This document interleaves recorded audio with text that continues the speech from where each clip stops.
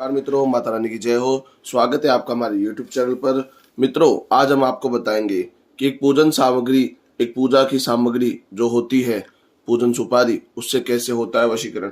तो चलिए शुरू करते हैं। पर मित्रों ध्यान रहे, मांस मदिरा का सेवन करके आपकी विधि नहीं करनी है। और अगर आप विधि करने में असमर्थ हैं और वशीकरण हमारे आश्रम से करवाना चाहते हैं तो आप हमें बेझिझक संपर्क कीजिए, आपकी पूरी सहायता की जाएगी। तो मित्रों अब आ जाता है विधि के ऊपर। हम जो विधि बताने जा रहे हैं मित्रों, वो मात्र एक सामग्री के माध्यम से आप कर सकते हैं। किसी अन्य सामग्री की आपको आवश्यकता नहीं पड़ेगी। मात्र पूजन विधि की जो सुपारी होती है, जो पूजा सुपारी होती है, उसका इस्तेमाल करके आप उसको विधि को कर सकते हैं, जिससे कि वो प्रेमी जिसको आप चाहते हैं वो आपके साथ जीवन भर आ सके। अब आपको करना क्या होगा वो हम आपको बता देते हैं। सबसे पहले विधि का समय जान लेते हैं कि विधि का समय क्या रहेगा।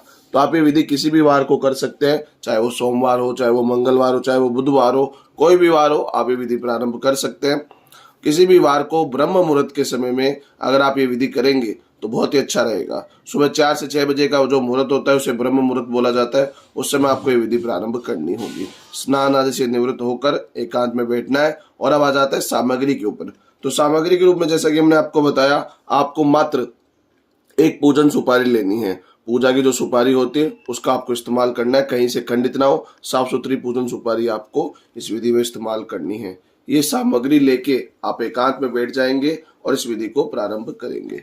अब आ जाते मित्रों विधि में क्या करना है। स्नान आदि से निवृत्त होकर पूर्व दिशा की ओर मुख करके आप बैठ जाएंगे और इसे पूजा की जो सुपारी है इसे सीधे हाथ में कुछ इस प्रकार से लेके सीधे हाथ की मुट्ठी को बंद कर लेंगे और इसे अभिमंत्रित करेंगे। मित्रों मैं मंत्र बोल देता हूँ, मंत्र को ध्यान से सुनिएगा। आप अच्छी तरीके से मंत्र को सुनना है। मंत्र में कोई गड़बड़ नहीं होनी चाहिए। जितना साफ सुथरा और जितना स्पष्ट आप मंत्र बोलेंगे उतना ही बेहतर आपका वशीकरण होगा।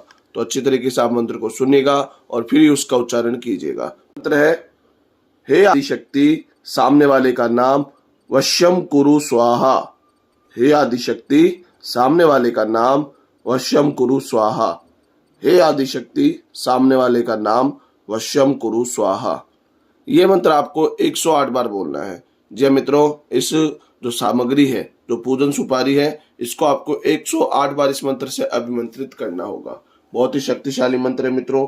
मंत्र में कोई गड़बड़ नहीं होनी चाहिए। जितना स्पष्ट आप मंत्र बोलेंगे उतना ही बेहतर आपका वशीकरण होगा।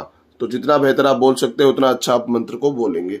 जैसे ही आप मंत्र को बोल दें उसके बाद इस सामग्री को आपको अपने घर के मंदिर में रख लेना है। जी हाँ मित्रों, अपने घर में मंदिर में रख लेना है। इस सामग्री को हर कहीं पे नहीं रखना है। साफ सुथरी जगह होती है मंदिर, स्पष्ट वहां पे रख लेना है और वहां पे रखकर आप अपने काम में लग जाएंगे। और संध्या काल में मित्रों आपको 7 बजे के बाद फिर से सीधे हाथ में लेना है और सीधे हाथ में लेकर उसी मंत्र का 108 बार जाप करना है। एकांत में बैठकर संध्या काल में आप ये फिर करेंगे, यानी दोनों समय पूजाओं के समय में आपको ये करना होगा।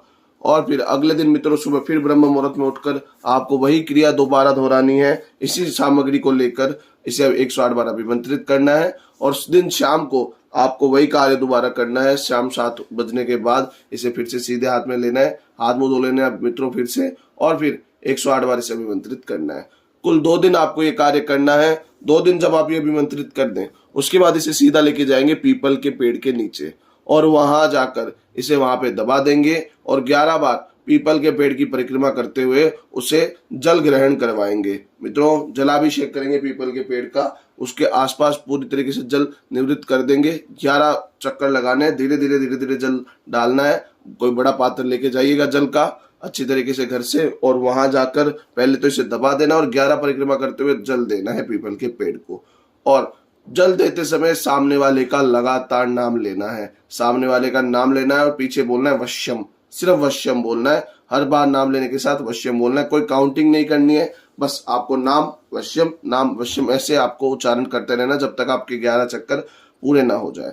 जब आपने 11 चक्कर लगा लिए फिर आप सीधे अपने घर आ जाइएगा और घर आकर हाथ मुंह धो के अपने काम में लग जाइएगा। ये कार्य आपको जिस दिन आपने उपाय किया है रात में उसी दिन रात्रि में करना है। जी हाँ मित्रों, उसी दिन रात्रि में आपको ये कार्य करना है। दूसरे दिन की रात्रि में आप ये देखेंगे तीसरे दिन से ये फर्क दिखने लग जाएगा उस व्यक्ति पे कि वो पूरी तरीके से आपके वश में हो चुका है और उसका पूरी तरीके से वशीकरण हो चुका है। उसका मन आपकी तरफ विचलित हो चुका है और वो जीवन भर आपके साथ रहना चाहेगा। अच्छी तरीके से आपको विधि करनी है।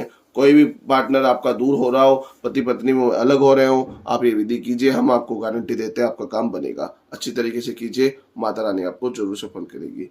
मित्रों, एक बात और बताते चले आपको कि अगर किसी के ऊपर पहले से कोई काला जादू होता है या कोई किया कराया होता है तो उसके ऊपर ये विधि असर नहीं करती है। तो अगर आपको ऐसा लगता है कि आपके पार्टनर के ऊपर ऐसा है तो आप पहले हमें संपर्क कीजिए, आपको बताया जाएगा कि उसके ऊपर काला जादू है या नहीं है, और अगर है तो उसका उचित समाधान आपको दिया जाएगा। आप हमारे नंबर पर संपर्क कीजिए, हमारे नंबर आपके संपर्क सूत्र पर चल रहे हैं। इसी के साथ मित्रों, जय माता दी। अगर आप भी माता रानी को मानते हो तो कमेंट बॉक्स में जय माता दी जरूर लिखिए। साथ ही हमारे यूट्यूब चैनल को सब्सक्राइब करें। चैनल सब्सक्राइब करना बहुत ही आसान है। स्क्रीन पर चल रही ज्योतिष से बदले जीवन की पिक्चर को प्रेस करें, आप हमेशा के लिए हमारे साथ जुड़ जाएंगे। जय माता रानी की।